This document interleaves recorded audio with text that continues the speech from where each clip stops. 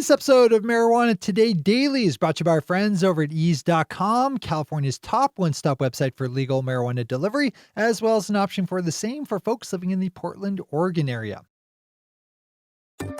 Good morning, Marijuana Nation. It's Friday, July 26th, 2019, and you're tuned into episode 763 of Marijuana Today Daily.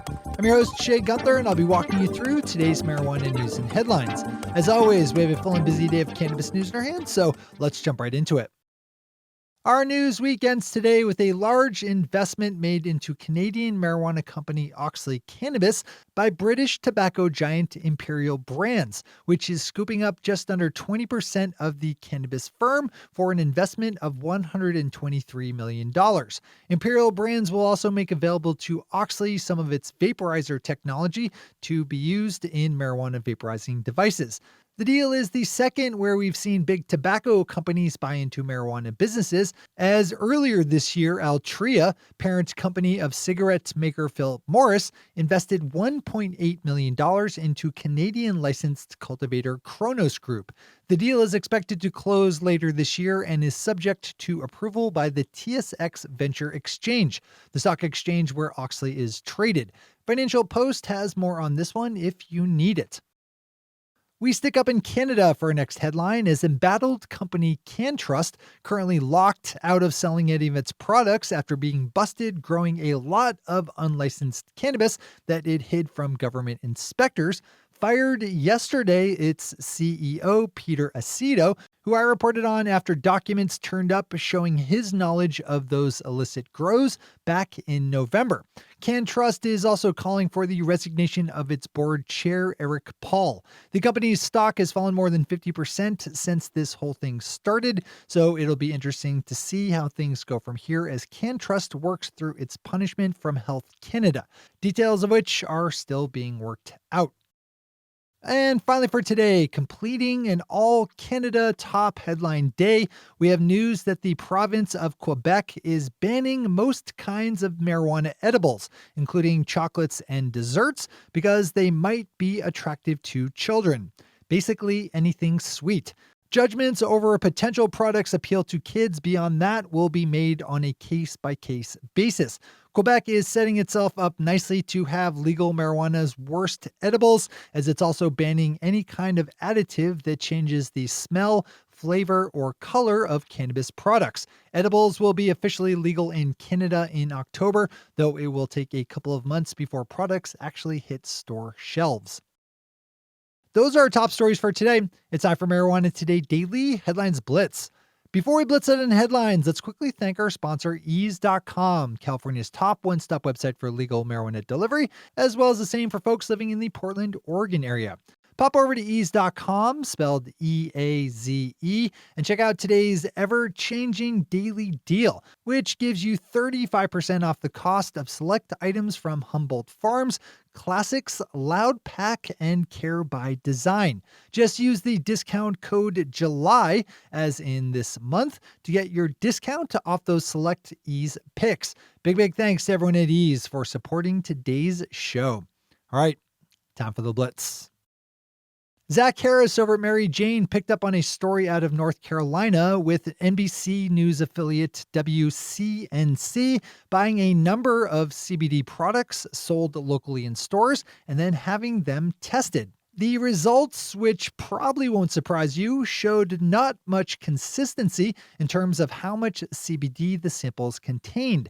And just as troubling, the amount of THC in those products were also found to be wildly inconsistent. Now, I don't think it's all that big of a deal if someone takes a product that has a couple of percentage points of THC, but that's not really the point. People should be getting exactly what they buy. And from a regulatory point of view, it's obviously hugely important that products have however much CBD and THC they purport to have, or not have, in the case of the latter. This is absolutely one of our industry's bigger problems to solve. Legal marijuana cultivation is not even a decade old, and given the extra complexities that come with how it's regulated at the federal level, there are a lot of inefficiencies among the nation's cultivation facilities and agricultural practices.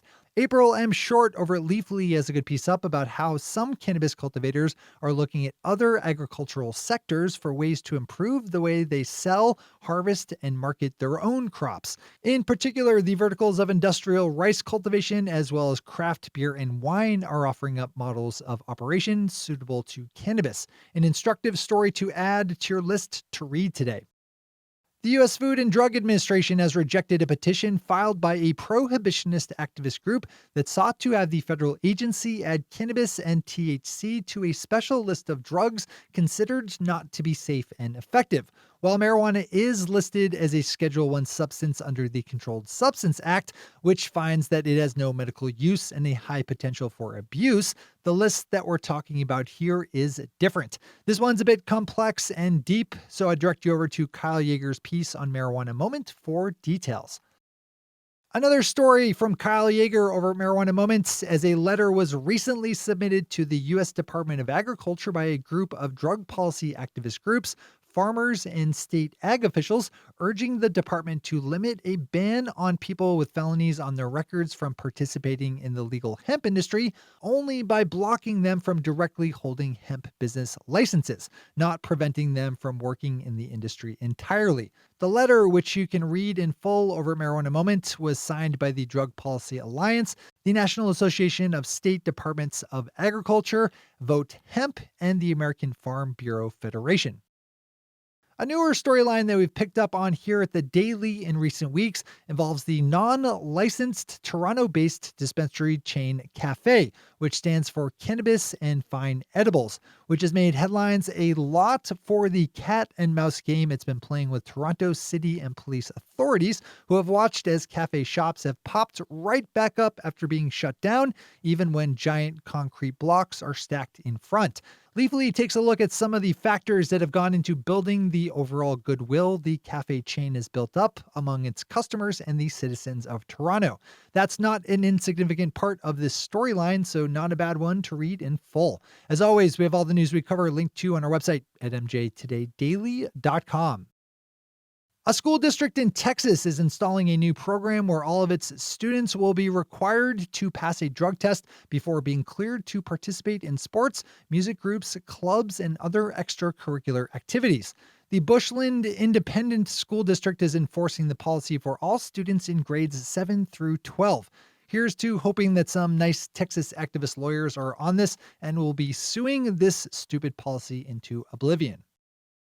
And finally for today, the Gallup organization has released a new study comparing the usage rates of marijuana against tobacco. As you might have guessed, the use of tobacco has been on a steady decline over the last 60 years or so, falling from 45% of all Americans in 1955 to just 15% today.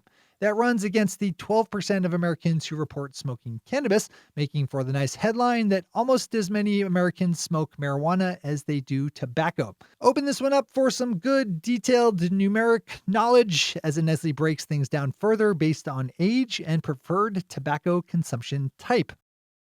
Those are the headlines and news for the day.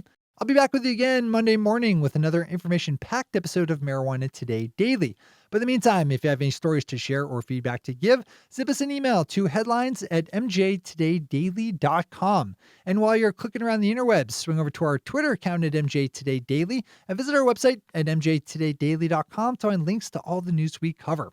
How do you stop a dog from barking in the back seat? You move him to the front seat. Thanks to our sponsor Ease and to our awesome patron listeners for the support that makes this show possible.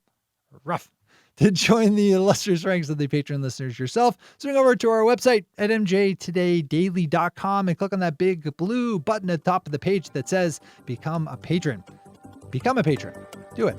I'm your host, Shay Gunther. Thanks for tuning in and starting your day with Marijuana Today. Today.